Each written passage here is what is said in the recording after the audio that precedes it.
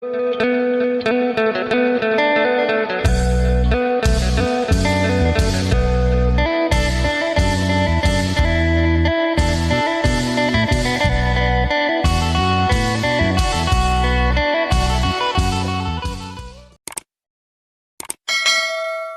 คุณไม่เท่าสบายดีไม่เท่าเห็ดยังกิน สบายดีเฮ็ดอ้อมขี้เล็ก อ้อมขี้เล็กไปหาขี้เล็กบ่ต้มตัว อ๋อ ใส่ยังกับใส่ยัง สบายดีสาวละใหญ่ตอนน้อลูกสบายดี สบายดีมันมีหอยเนาะวิ่งได้พอดีบุ้งมันไม่ได้ขึ้นบุใส่แซ่บดิลงมาพอดีบุ้งห่างกันก็มาเอาดีบุ้งให้ดีบุ้งเนื้อใหญ่ไง ในน้องตัวหลังเฮือนนั่นไอตู่นี่ก็มีได้ปลานะไม่เท่าบอนบ่เท่าคูนนั่นเฮาพาบ่เท่าคูนไปควงแหเด้แม่นตัวบวกน้อยๆครับปลาดุกหลายไปเอาโลดเจ้ากองฟืนบ่ไม่เท่า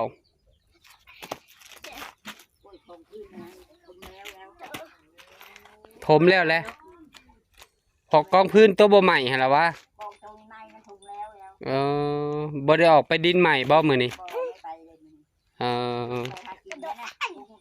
เอใส่เบิ่งหาไม่เท่าสอนนะบ่ไม่เท่า โอ้ยช้อนหันแล้วชายได้ดี ได้กุ้งได้เหนียวมีกุ้งมีเหนียวเอาชีวิต สวิง เราแยงขึ้นสอนบ่ได้เนาะ บ่มันน้ำแห้งแล้ว น้ำมันขอนแหละเด้ เพราะมันได้การชายมันนี่ได้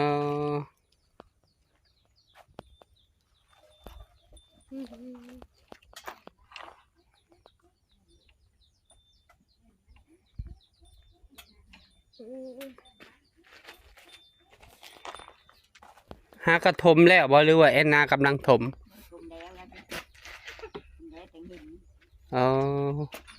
คือแบบจะไปดินไหมไปก่อห้องเอ้าเอาไผมาเห็ดไม่เท่ากองพื้นตัวนี้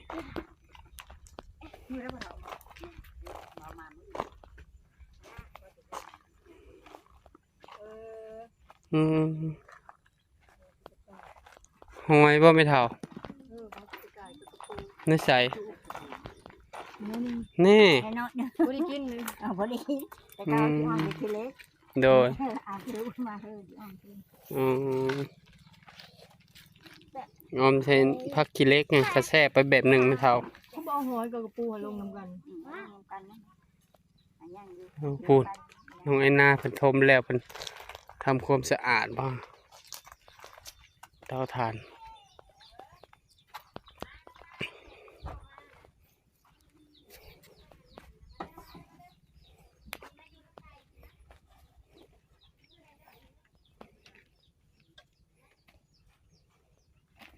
แถวหน้าบ่เท่าเฮืองนี่ยังบ่ทันได้ไปน้องไม่เท่าโอ้สดเอาเป็นตาแซ่บแต่ไม่เท่า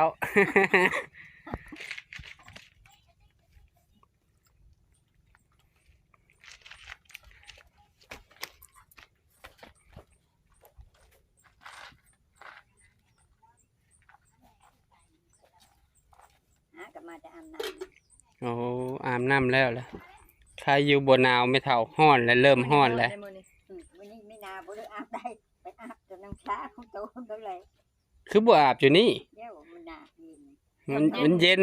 โอ้ย น้องสาวบ่ได้เย็นเลย บ่เย็นก็มันเปื้อนไม่เท่าเจ้ามาอาบน้ำตัวนี้เจ้าก็ต้มน้ำอาบเลยเนาะ เปิดอยู่หักปุ่มโน่นแล้วเติมขึ้นโน่นแหละ โอ้ยนี่ก็ต้มน้ำอาบคือกันพูดได้ สบายดีป้าเอามาหลายมื้อแล้วบ่เอามาเฮ็ดทานบ่อ๋อบ้านเดียวกับแม่เฒ่าค่ำนี่แหละเนาะอ๋อลูกหลานเพิ่นบ่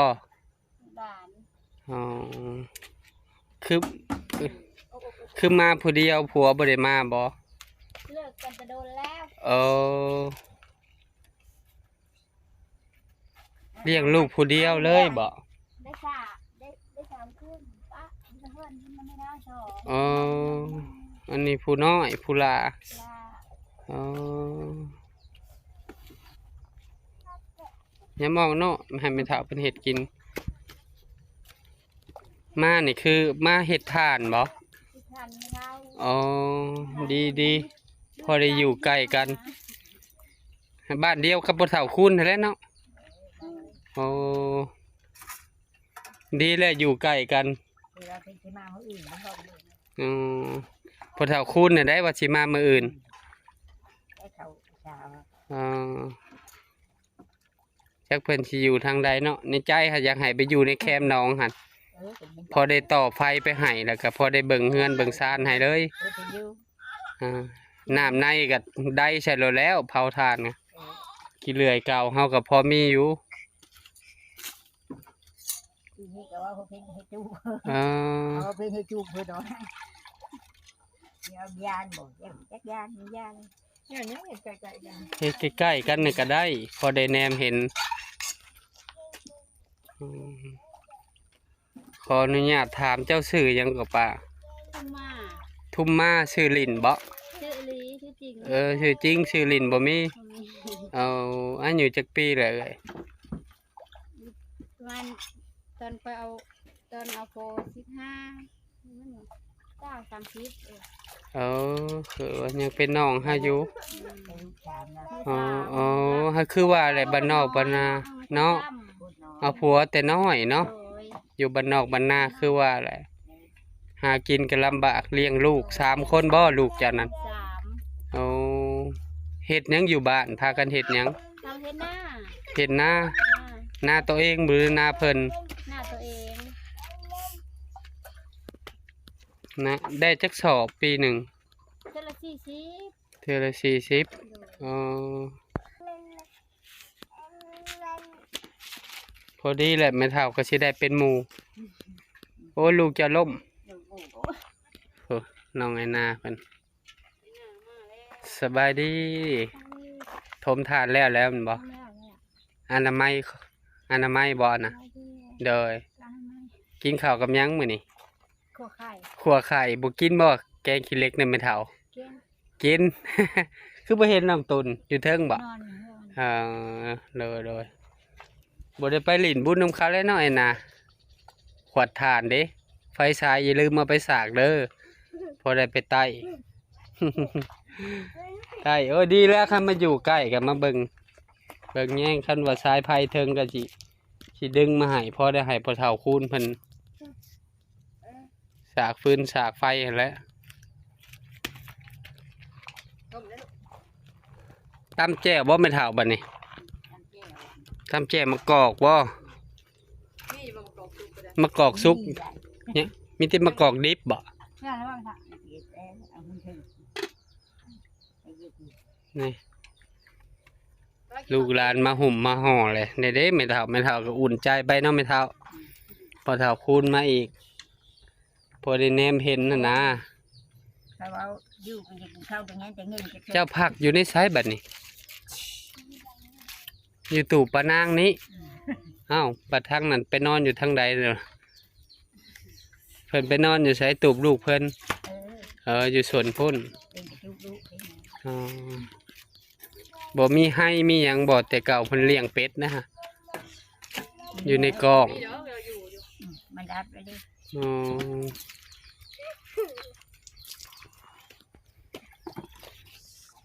กำลังได้เลย ตำแจวทอดไข่เข้ากันอยู่ดอก